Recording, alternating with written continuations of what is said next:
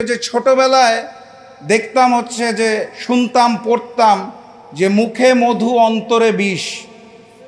এখন এই বর্তমান অবস্থায় এসে দেখতে পাচ্ছি ওই হিন্দুস্তান আওয়ামী লীগ আর বিএনপি মিলেমিশে একাকার হয়ে গেছে। বিএনপি নেতাদের কথা শুনলে এখন মনে হয় যে মুখে জুলাই অন্তরে নৌকার শীষ, নৌকার ধানের শীষ মিলে যে নৌকার শীষ হয়ে গেছে, তার বিরুদ্ধে বিপ্লব অনিবার্য। এই যে সবার মোবাইলে সোশ্যাল মিডিয়াতে গণহত্যার এত প্রমাণ, এত ছবি, এত ভিডিও, এত এভিডেন্স, এত কিছু থাকার পরেও একটা সন্ত্রাসী সংগঠন আওয়ামী লীগের বিচার কার্য কেন ধীর গতিতে চলছে? আমি এই জিনিসটা বুঝি যে গণহত্যাকারী ফ্যাসিস্ট শেখ হাসিনা এবং তার দোসরদের বিচার প্রক্রিয়াটাকে কচ্ছপের মতো গতিতে নিয়ে আসা হয়েছে। আমি খুব সাধারণ মানুষ, সাধারণ জায়গা থেকে এটা বুঝি যে ফ্যাসিস্ট শেখ হাসিনা এবং ওসমান হাদির যে হত্যাকারীদেরকে ভারত থেকে দেশে ফিরিয়ে আনার ব্যাপারে কূটনৈতিক কার্যক্রম ঠিকমতো পরিচালনা করা হচ্ছে না।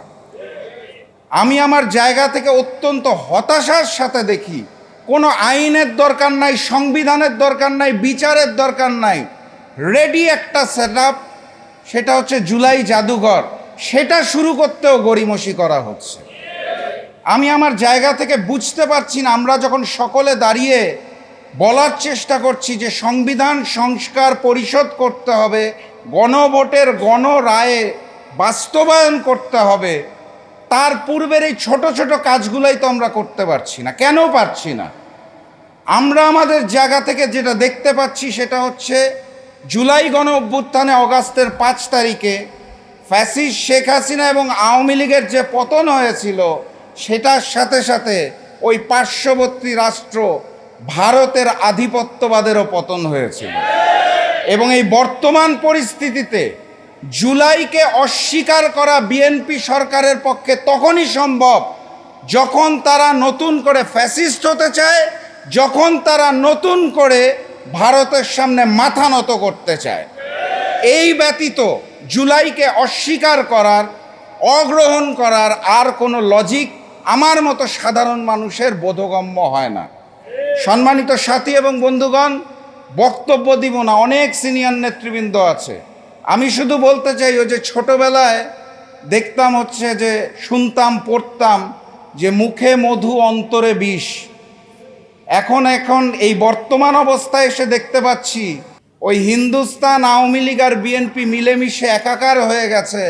বিএনপি নেতাদের কথা শুনলে এখন মনে হয় যে মুখে জুলাই অন্তরে নৌকার শীষ, নৌকার ধানের শীষ মিলে যে নৌকার শীষ হয়ে গেছে, তার বিরুদ্ধে বিপ্লব অনিবার্য। আপনাদের শুধু এই আহ্বান জানাই, দেখা হবে বিপ্লবে, দেখা হবে বিজয়ে। বিজয়ের পথে যাত্রা শুরু, জীবন অথবা মৃত্যু। আসসালামু আলাইকুম। আজকে যখন এই প্রোগ্রামে আসতেছিলাম, বাইরে বৃষ্টি, সেই বৃষ্টি থেকে 24-এর আন্দোলনের সময় বৃষ্টির ঘটনাগুলো মনে পড়ছিল। বৃষ্টিতে বিচে বিচে তুমুল আন্দোলন, বৈরী বাতাস, বাতাসে বারুদের গন্ধ। চিন্তা করতেই কেমন যেন শরীরের লোমগুলা শিহরিত হয়ে উঠল। কি ঘটেছিল সেই দিন, কি বিভৎস ঘটনা! একটার পর একটা আমাদের ভাইদেরকে শহীদ করতেছিল, গুলি করতেছিল। মাথা এক জায়গায়, মগজ আর এক জায়গায় চলে গিয়েছিল। এমন একটা বিভীষিকাময় দিনের মাধ্যমে 36 জুলাই শেষে আমরা যখন সংস্কারের বাংলাদেশ, নতুন বাংলাদেশের কথা বলছি, সেখানে আমাদেরই সাথে থাকা সহযোদ্ধারা এখন নতুন ফ্যাসিস্টের চিন্তা করতেছে, নতুনভাবে ফ্যাসিস্ট হওয়ার চিন্তা তারা করতেছে। তাদের নেতাকর্মীরা দুর্নীতির সাথে যুক্ত হচ্ছে, তাদের নেতাকর্মীরা নতুন করে বৈষম্য তৈরি করতেছে। এই বৈষম্য নতুন প্রজন্মের জুলাই যোদ্ধারা মেনে নেবে না। শহীদের রক্তের সাথে বেইমানি করলে, আহত ভাইদের সাথে বেইমানি করলে, দেশের জনগণের সাথে বেইমানি করলে দেশের মানুষ কিন্তু চুপ করে আর বসে থাকবে না।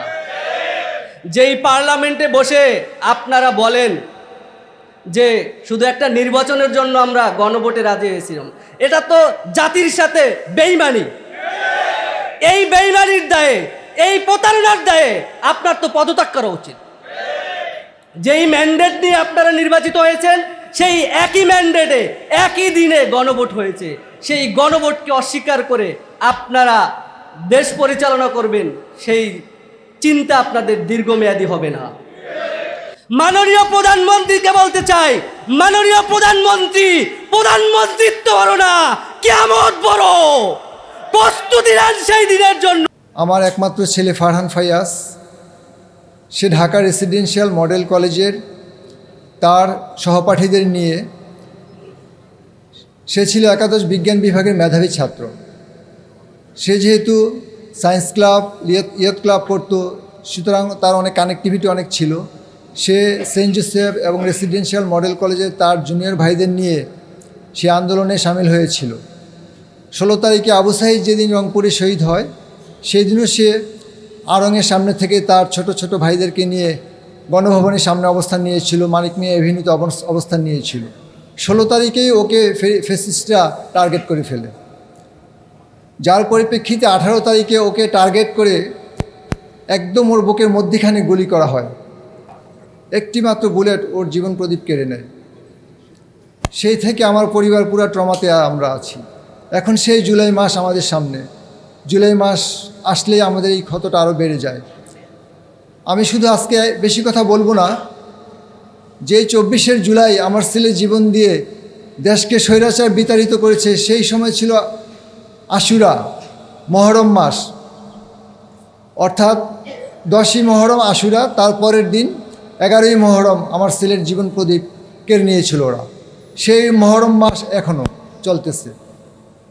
আমি শুধু একটা কথাই স্মরণ করিয়ে দিব, যারা এখন রাষ্ট্র ক্ষমতায় আছেন, যে মহরম মাসে কিন্তু অনেক বড় বড় ঘটনা ঘটে। ইসলামের ইতিহাসে আমরা সেটা পর্যবেক্ষণ করলে জানতে পারব।